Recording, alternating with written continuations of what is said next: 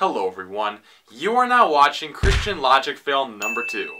Before I begin this video, I want to establish that these videos are not bashing Christians in general, just the ones making dumb arguments like this guy. Okay, this is our last video, and this video is titled, Is Atheism Credible? Atheists don't believe that there is a God, and I just want to give you a demonstration to see whether or not atheism, the belief in atheism, is actually credible. Atheism is not a belief at all. It's the complete opposite. It's disbelief, or a lack of belief. You see, unlike belief, atheism does not require faith. For example, I'm sure you don't believe that Pokemon exist. We have no documented evidence of Pikachus or Bulbasaurs walking around, so it's reasonable to assume that they aren't real. You don't need faith to not believe in Pokemon. Whenever you're talking to an atheist, you ask them if you can have them participate in a little demonstration. Of course, they're going to agree to it. And what you'll do is you'll take a piece of paper like this, and then you're going to draw a circle. You're going to say, okay, Mr. Atheist, can we agree, for the purposes of this illustration, can we just agree that all the knowledge that exists in the universe exists inside this circle? Is that okay? And the atheist is going to say, yes, that's okay. And what you do is you'll hand them a pen and you'll ask them to mark how much of this knowledge they currently possess. And they're going to put a little dot here, okay? So you're going to say, Mr. Atheist, I just want to make sure I get this correct. If all the knowledge that exists in the universe exists inside this circle, and the current knowledge that you do currently possess exists inside this little dot, is it possible that in the knowledge that you do not yet possess, God exists someplace in there? And of course he's going to have to say yes. Yes, I guess that is possible. God could exist there.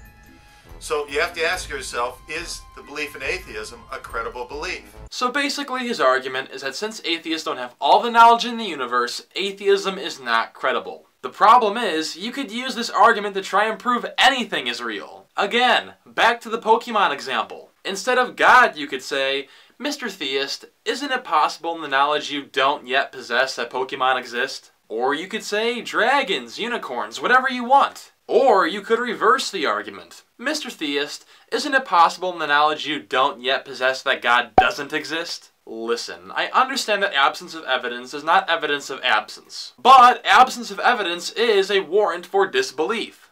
Since we know in some gigantic cosmic circle all the knowledge in the universe does exist, and we know that no human could ever possess that knowledge. The only thing that we know is that in some giant cosmic circle, all the knowledge in the universe does exist, and it was put there by somebody or something. How? How would you know that? I mean, you seem to have no problem believing that God was always there. So why couldn't the same go for the knowledge? The somebody or something that put it there has to be greater than that knowledge, or they could never have put it there.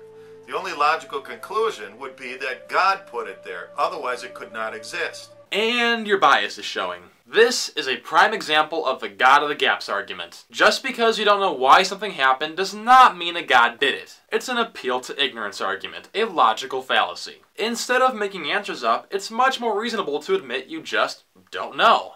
And as long as an atheist will never have absolute knowledge of all of the things, all the knowledge that exists inside that circle, they can never make an honest claim, or I should say an honest claim they can make, because sometimes they don't know, but they can never make a bold claim saying that God does not exist unless they possess absolute knowledge, or all the knowledge that does exist inside that circle.